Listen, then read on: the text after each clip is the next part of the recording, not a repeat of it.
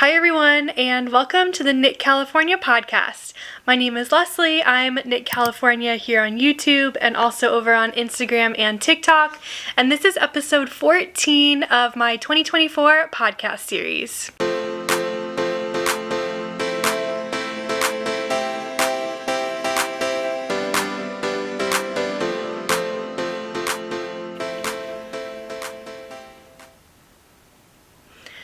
Rocky's just being cute in the background again, you guys. So cute. Anyways, I am really excited. I'm in a great mood today, and I'm excited to be here because you might be able to tell I have a finished object. Finally! Yay! This is my Farnham Sweater by the Knit Pearl Girl. We are going to talk about this in great detail.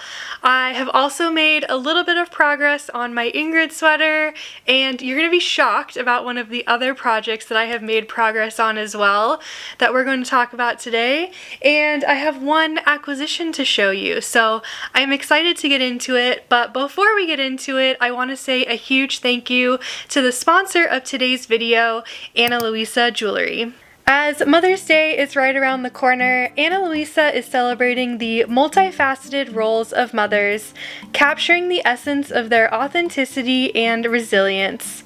Luisa jewelry pieces mirror the strength, adaptability, and timeless elegance of mothers, serving as symbols of appreciation and love. As a stepmom, I know how important it is to have jewelry pieces that I can wear 24/7 and that go with every single outfit, including all of my hand knit, and for every situation I'm in, whether it's lounging around the house, playing games with the fam, at work in a professional setting, or out to dinner with everyone. My current favorite pieces are these Rocks mini earrings.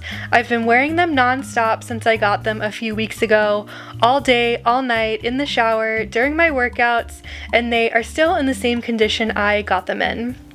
A couple of my favorite pieces that would make great gifts for moms include the letter necklace, which is such a nice and personal gift, and the Elise earrings, which are classic and stunning. Shop any of Ana Luisa's jewelry during the Mother's Day sale and get 25% off for a limited time.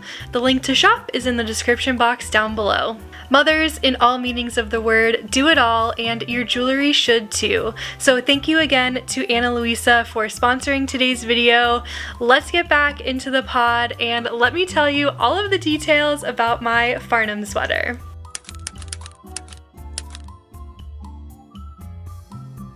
Okay, so this is the Farnham Sweater by the Knit Pearl Girl. I have been working on this since January 26th, and I finally cast it off on April 25th. It was actually my birthday this week. Got it blocked, and I've been wearing it literally every day for the last 3 days since it's been off the blocking boards. The yarn, before I forget, the yarn is from Dusty Yarn Co. There we go. Look how cute their logo is. This is their classic alpaca sport base, which is a 100% alpaca, 3-ply yarn, 291 yards per 100 grams. The purple main color that I use is called Shook, and the cream main color, or contrast color that I used is called Baby Beach. I ended up using 4 skeins of the main color, the purple. This is how much I have left from all of my little skeins. I wanted to make sure I was like starting each new stripe with a new skein of yarn just in case there were any like dye inconsistencies between skeins. I can kind of see a little bit of a difference between like the body color and the sleeve color, but with the stripes like breaking everything up, I don't think it's noticeable at all. So I used all 4 skeins, and for some reason, I talked about this last week, when I was doing my math, thought I also needed 4 skeins of my contrast color, but I still have 3 full contrast color skeins. Here is how much I have left over from the 4th one, the only one that I used, so I really don't know what I was doing when I did that math, but I was very wrong. So I'm really excited though to have 3 skeins left over. I have so many different ideas of other garments that I want to knit with this base, specifically at least 2 cardigans. I think I really want to knit a Straya cardigan in this, with this being the main color, and then I've got a couple contrast colors that I've been like collecting. And okay, we are gonna have tailor talk in this podcast. I forgot to mention at the beginning, but just like the cardigan for the Tortured Poets department was like released this week, available to shop, and I have this idea in my head that I want to like write up a pattern and knit up this cabled cardigan a la the Tortured Poets department cardigan in this base, and specifically in this color. The one that's on the website from the Taylor Swift store is definitely more gray, and this is more, you know, beigey creamy, but I just love this color. I think it looks really good on me too. So yeah, that's the yarn. It's good. Okay, the stats. Let me tell you the stats. Okay, I knit the size G, which is the 7th size in the pattern, which corresponds to about a 57.25 inch bust. I had this whole thing in my head when I started this sweater that because the pattern recommends a fingering plus a lace weight yarn, that was equaling to a DK, and because I was knitting this in a sport weight, I was going to end up with a tighter gauge than what was recommended in the pattern, and so I needed to go up a size to account for all of these different factors. I was measuring, you know, final measurements of this after it came off the blocking boards a couple days ago, and I realized that that was not the case. I pretty much met gauge exactly, and my measurements are pretty much spot on for the size G. And I went and I looked back in the pattern at like the yarn suggestion section, and I was like, why did I think this was going to be so like different and I was going to end up with something much smaller? Well, I didn't read the pattern correctly. There's a part like literally in the pattern that was like, yarn substitutions, if you don't want to use a fingering plus a lace, you should use a sport weight yarn. And exactly what I used is a sport weight yarn. So yeah, the gauge in the pattern is 22 stitches by 32 rows. My final gauge after blocking, 22.5 stitches by 32 rows. Exact. I said the final circumference for this size in the pattern, it says it should be 57.25 inches. Mine ended up at 57 inches, so I could really probably stretch that to get another 1/4 inch. There it is. And the final length from the underarms that I knit mine to is 11 inches. So yeah, I pretty much knit this exactly to pattern, except for the neckband. I think I showed you in the last episode I was having some issues with the neckband just in general being like too wide and too gapey, and I did not like that. So I ripped the whole thing out, and what I did was I actually used the smaller needle size that I used for the cuffs. For the body of the sweater, I used a 4mm needle, and for all of the ribbing, I used a 3.25mm needle. And then also for, yes, the neckline, I used the 3.25mm needle.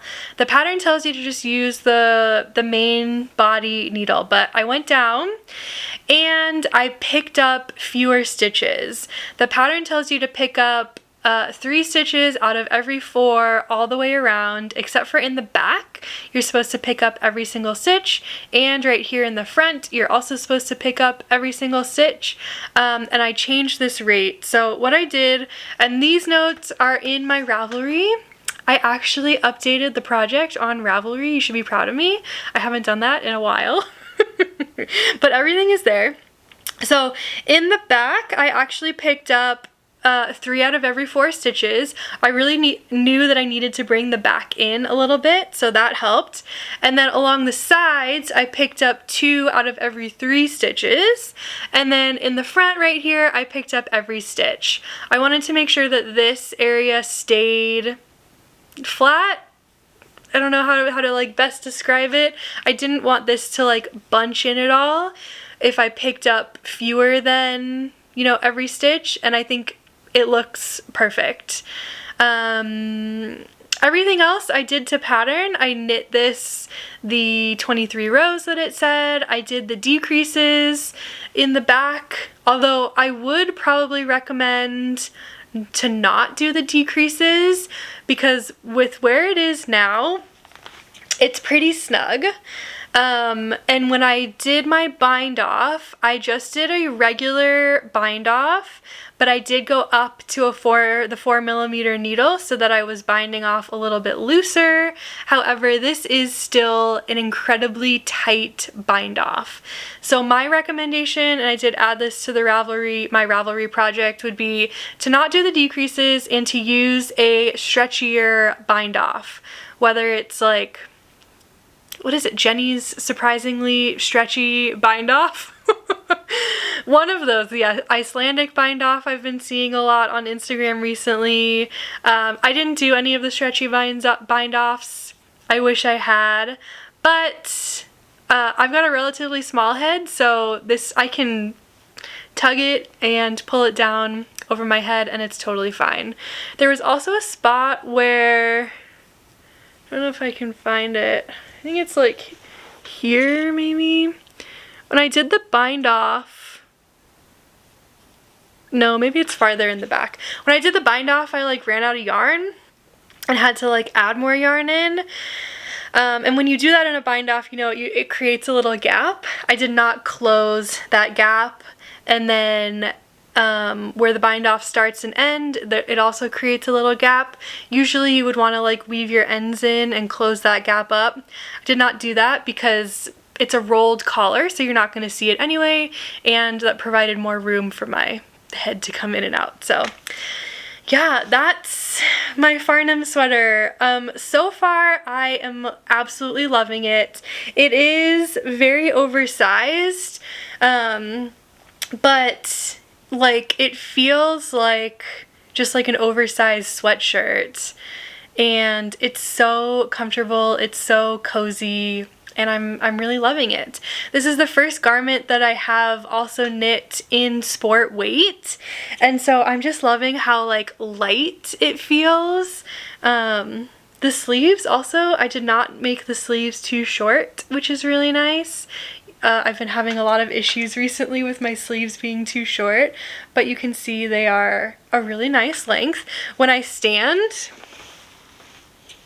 they're almost like too long, which I would rather them be long than be too short. So yeah, this makes me just want to knit so many more garments in sport weight, so many more garments in this yarn specifically.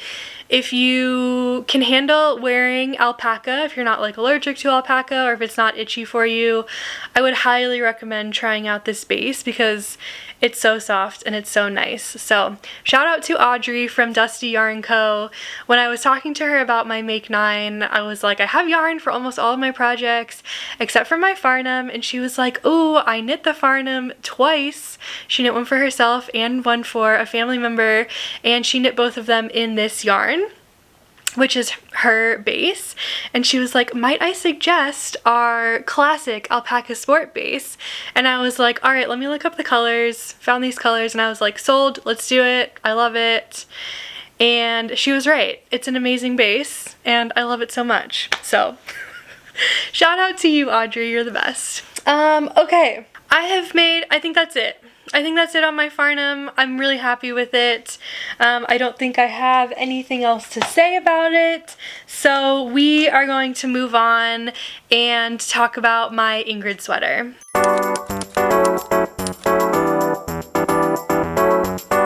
I have made a tiny bit of progress on my Ingrid sweater this week, so I just wanted to share with you where it's at.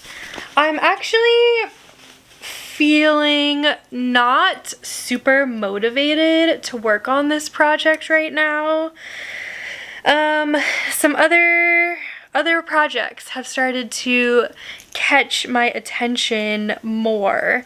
So this one might get put on the back burner a little bit for the next couple weeks. Who knows how long? We'll just have to play it by ear, and you know, you just kind of go with the flow and work on what you're feeling on working on. So, all right, here it is. You can see this tiny, tiny sleeve that has been started. This is the progress that I've gotten through. Oh, you can barely see the marker there. That's where I was last week. I had like picked up stitches. I had done the eyelet row and some of the pearl rows, and then this week I did the short rows in the 2x2 rib section. I did this next, you know, in between row section, and I'm on to the double seed stitch, double moss stitch. I think they call it moss stitch in this one. So that's the section that I'm in now. So long way to go. Not a ton of progress, although I am proud of myself for doing the short rows because I was like really dreading them for some reason. I don't know, I like didn't want to cut my yarn like I needed to, and yesterday I was like, I need to just do them and then it'll all be joined in the round and I can just keep going. So it's fine. I don't know, I've just been like not really in the mood to be working on texture and not just like plain knitting, so I think that has something to do with it. But that's the brief update on my Ingrid sweater. And like I mentioned at the beginning of the episode, you may be surprised to hear what I've been working on next, and it's my sweet shop blanket.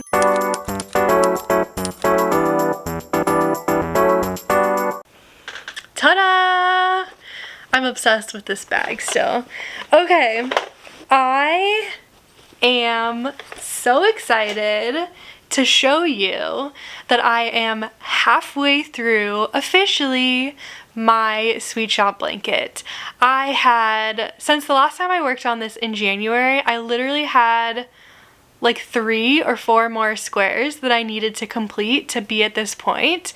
And when I finished the sweater, I was like, I don't know what else to work on. Like I said, I wasn't super inspired to work on my Ingrid, and so I was like, maybe I'll pull out my sweet shop. It's just, you know, garter knitting, easy peasy, let's do it. And so I did it. And I'm really happy. So let me show you. Okay, ready? Ta-da! I'm actually holding it. Doesn't matter. Doesn't matter. Here it is. Okay, I know that was really far away, but okay, here's a couple of the last squares that I just completed. This hot pink one, which I absolutely love. And then this one also. And I don't remember the other one that I had to do. It had to have been this one.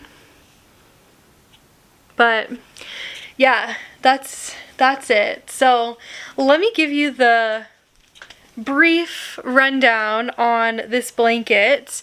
If you're new around here, maybe you have forgotten what's going on with it. I'm just gonna wear it like a little shawl because why not? That way you can see some of it. So this is the Sweet Shop blanket. The pattern is by Laura Penrose.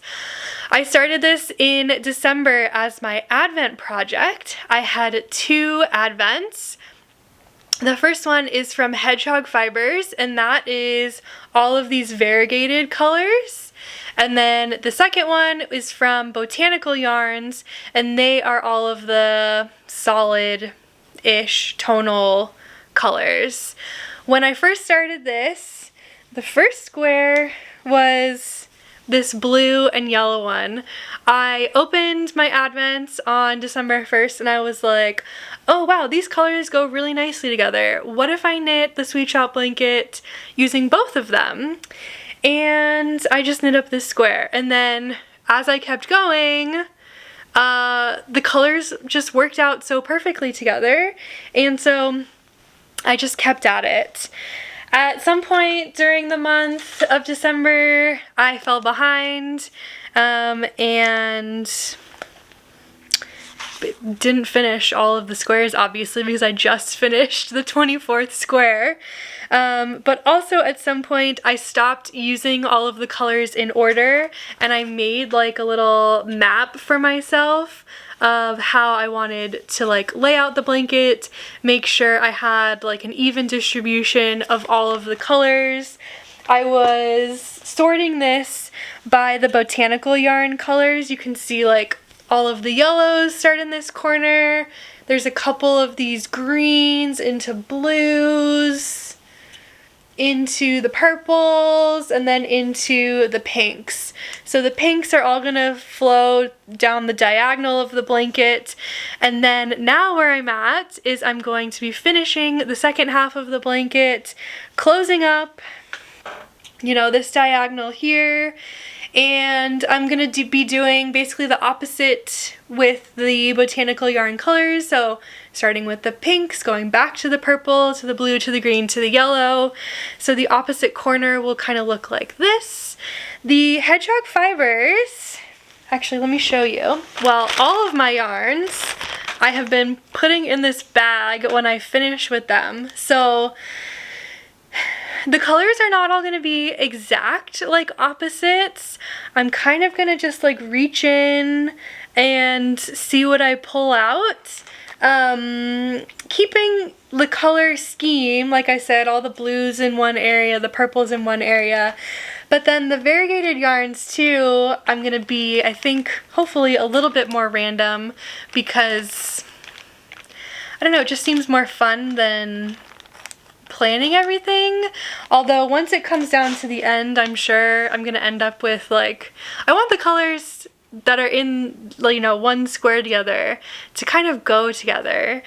But the cool part about this is, I don't know, each of the variegateds has kind of like a main color, but there are, you know, like this one is mostly green, but there's purples and pinks and yellows in here, so that's gonna go with, you know, almost any of my solid colors. So I don't know, it's really fun. Obviously it's super bright, it's super colorful, and I'm having a lot of fun with it. So the Sweet Shop blanket is back, baby! We knew it would get here eventually. We just didn't know when that was going to be, and I'm having fun with it. So I can also fold this like really nicely, just the way all the squares feed into each other. It doesn't matter. Cute. Love it. Hopefully we'll continue with that one this week, and yeah, keep having fun with it. So, okay, what's next? I've got an acquisition in the mail this week, so I want to talk to you today also about my Riley tee.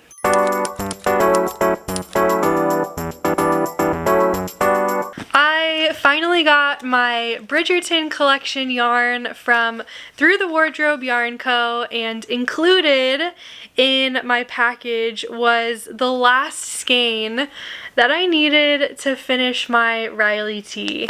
So this is from, like I said, Through the Wardrobe Yarn Co., and this color is Diamond of the First Water, which refers to Daphne Bridgerton from the Bridgerton series. I was working with Selena to help promote this collection, so I did receive this yarn as a gift, as well as the other 3 skeins that I have already used in my tee. And the other thing about this yarn is it's on her Regency Romance DK base, which is a 50% superwash merino, 50% silk yarn, and it's so soft. It feels so good. I love this base so much. But let me show you as a reminder of where we're at with this tee, we have finished the whole body. We have finished the neck. We really just need sleeves, and it's a tee, so it's short sleeved. So this is going to be my main focus this week, to get these sleeves connected and get them done. I am really hoping to have this be a finished object on next week's podcast. So I wanted to share that with you so that you could get one last glimpse of it in its unfinished state. Yes, it's got a crease in it because it's been in my project bag for a few weeks since I've been waiting for this yarn. So I'm very, very excited. And the other thing that I had ordered was these lovely skeins. I got 3 skeins of this lovely purple color that's called Object of All My Desires. Also on the Regency Romance fingering base. So it's 50% superwash merino, 50% silk, 400 meters per 100 grams. So I've got 3 skeins of this. Hopefully this will be a summer tee or tank. I gotta figure out how much yardage I actually have available and a pattern for this. I don't think I already had one in mind. Let me double check my notebook. Yarn purchases and plans. Oh, I did have a plan for this, the Lanikai tee. So yeah, I'll just have to double check that I've got enough. And then I do think this would be a really pretty Lanikai tee. That was, the Lanikai tee was one of the pattern suggestions in my roundup that I did last spring of patterns that are similar to the ranunculus. If you have knit the ranunculus maybe a couple times like I have, and you really liked how that knit up, but you want to knit something different that is similar, I had a whole pattern roundup video of patterns that are similar, and this was one of them. So yeah, I'm excited about this one. I don't know when we'll cast that one on because I've got a couple others on my Make 9 that I want to get done first, but I am really excited about that yarn.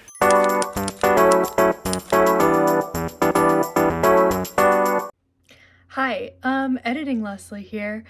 I totally forgot to tell you about something that is happening starting on May 1st. On May 1st through May 31st, I am co-hosting a make-along with Nitty Natty called the Cozy Along 2024. You can knit any of the 2 of our cozy patterns. So that includes the Knit e-reader cozy pattern that I have made and which is now out, as well as any of Natalie's yarn cozies or beverage cozies. We have kicked off the make-along. We had a live on Friday, and it starts on Tuesday or Wednesday. I don't know what day May 1st is. There is a Discord group if you would like to join Discord. Discord is an app or a web browser, basically like a private forum, like a chat channel. You can chat about what cozies you're making. You can share photos of the yarn you're using. There will be a WIP channel as well as an FO channel to post all of your photos. There's also a pattern support channel if you need help with any of our patterns. And we will be choosing prizes both from Instagram if you use the hashtag CozyAlong2024 and from the WIP and FO channels in the Discord. So I wanted to make sure I talk to you about that because it's going to start before the next podcast comes out. So make sure you're joining along with us. It's going to be so much fun. I personally think I'm going to be knitting up some can cozies, some beverage cozies for myself, and then I would also like to start making some holiday gifts at this point. So that's what my plans are. I hope you'll join us. And okay, back to the pod.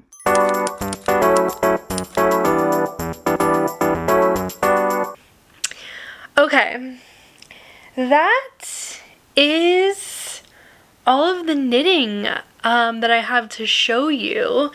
In terms of just like knitting chat, I am still waiting for a shipping notification for my new spinning wheel that I had ordered.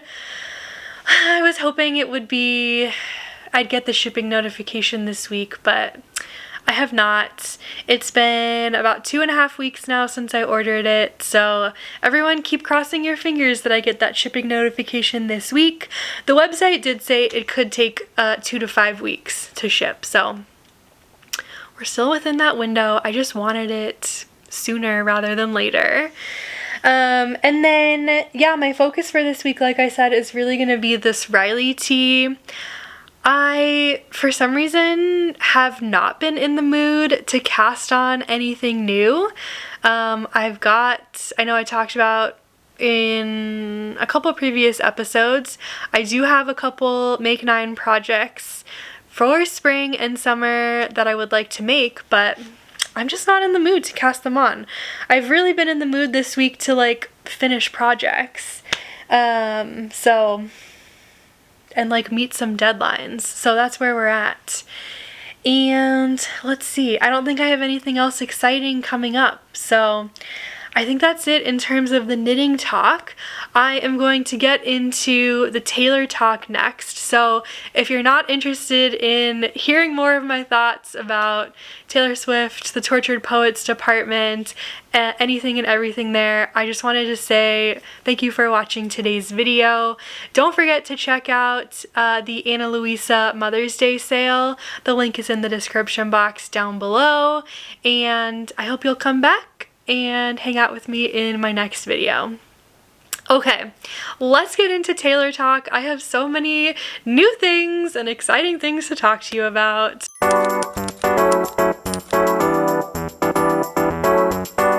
Okay, so the most exciting thing that has happened since last week's episode is my vinyl came in. I got the original vinyl with the manuscript on it, and I love it. It's so beautiful. It's like, if you haven't gotten yours yet or you haven't seen one yet, it's like a full book in here with all of the lyrics, which is like really fun. And there's a lot of photos from like the photo shoots and stuff, and it's really cool. Also, the introductory poem by Stevie Nicks is in the front, and then the summary poem by Taylor is in the back. This, if you haven't read the summary poem, this is like incredible and like very eye-opening. Just like basically explaining what this whole album actually is, and it's super cool. Okay, my thoughts kind of since last week. In last week's episode, I gave you all of my initial thoughts for all of the songs, and where I'm at now after having this album for a little over a week is I am obsessed. Like, it's the only thing I've been able to listen to. The first half of the album especially has just been growing for me so much. I feel like it's like the best album ever. It's basically how I'm feeling. The second half of the album, I still need to sit with it more. Every time I go to like press play, like obviously I start at the top, so I always start with Fortnite, and so sometimes I just like don't get to the second half of the album. I feel like the second half is also just like a little bit more down. Like all of the songs are a little bit sadder or just like slower in general, and I really love the upbeat songs that are part of the first part of the album. So the other thing that I did this week was I made my 1 week ranking of the first part of the album. I wanted to do both parts, but I didn't get to it yet. So that'll be part of Taylor Talk next week. But I wanted to give you my week 1 ranking of the first half of the album, the Tortured Poets Department, the first 16 tracks.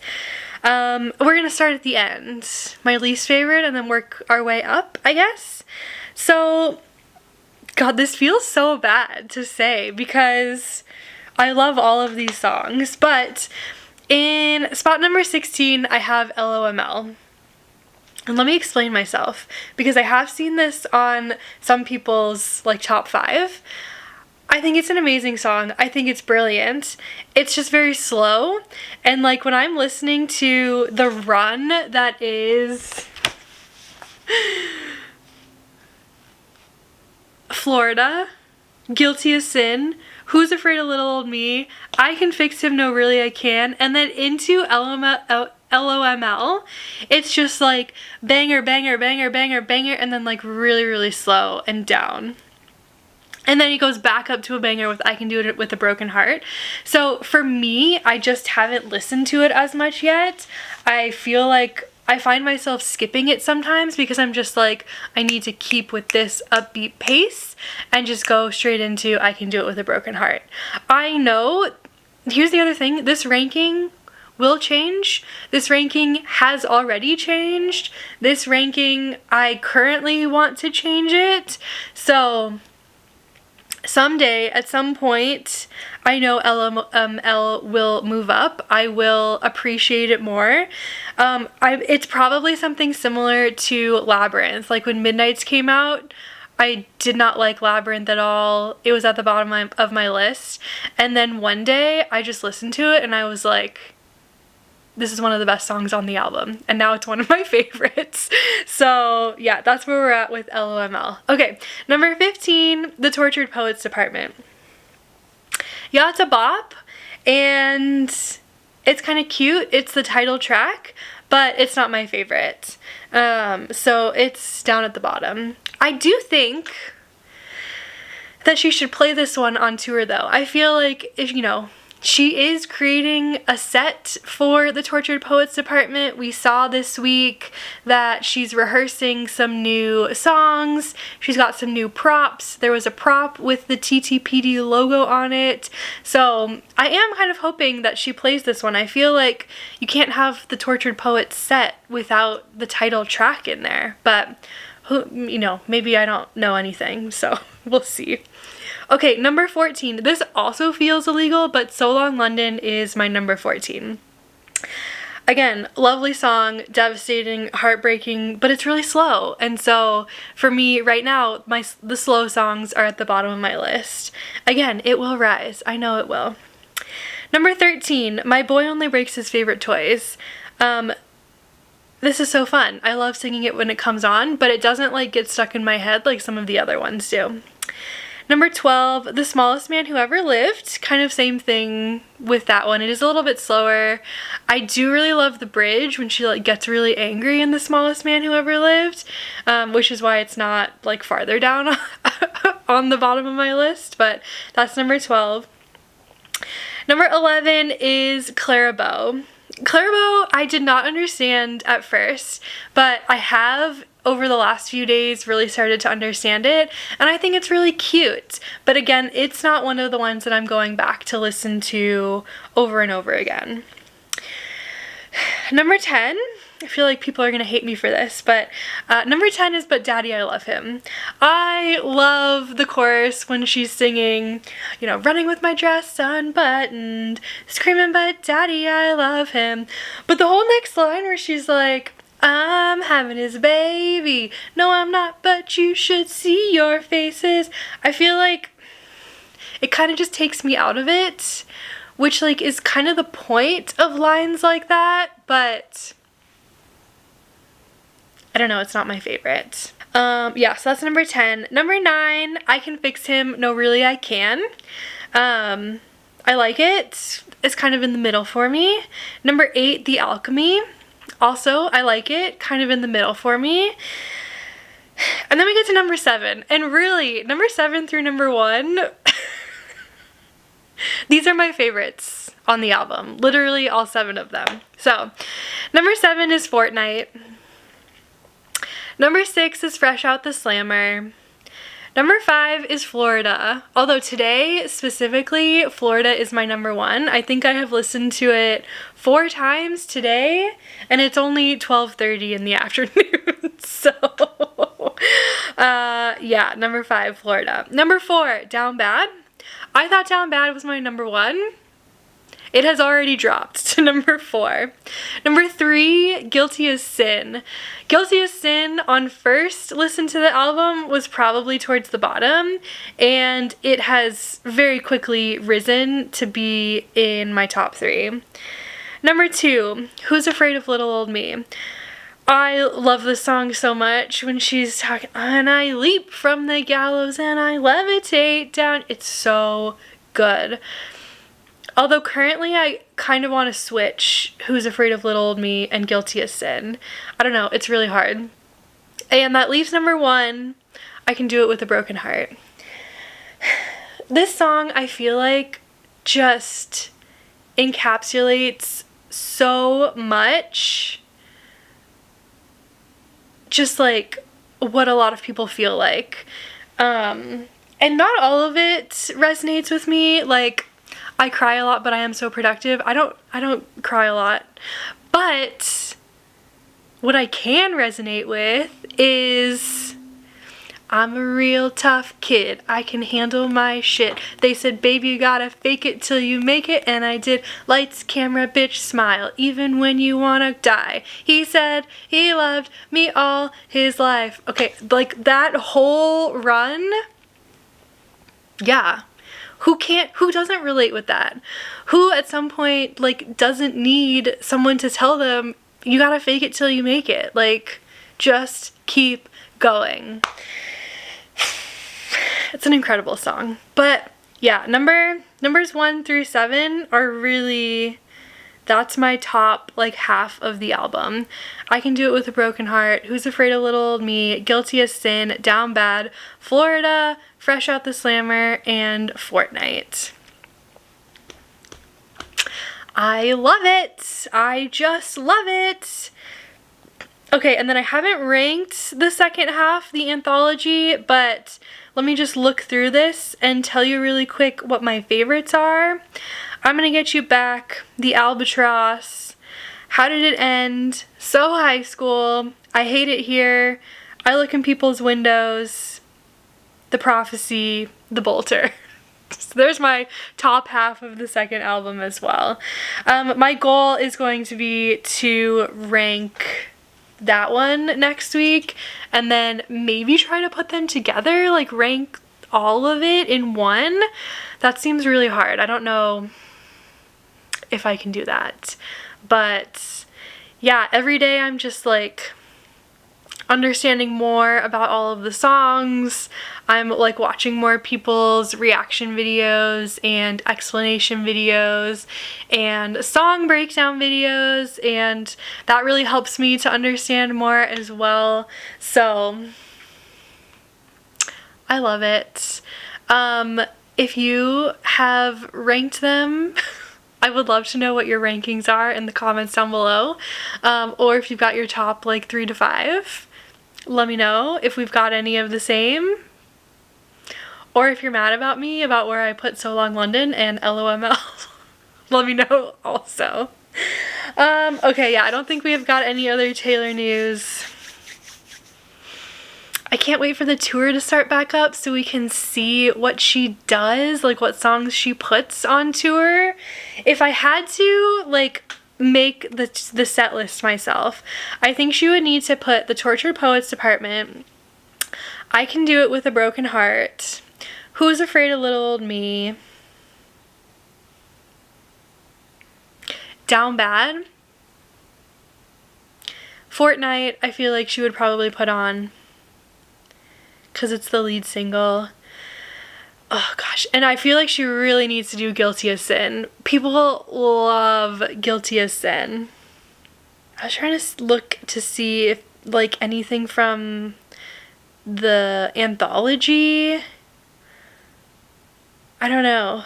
I don't know if she would do any of the ones from the anthology, but I'm excited to find out. only a couple more weeks until they're in Paris, so yay. Alright, I think that's all I got for you. Thank you guys so much for watching all the way to the end. If you made it here, again, don't forget to shop the Ana Luisa Mother's Day sale. Link in the description box down below. Thank you again to Ana Luisa for sponsoring today's video, and I will see you on the next one. Don't forget to like and subscribe. Alright, bye!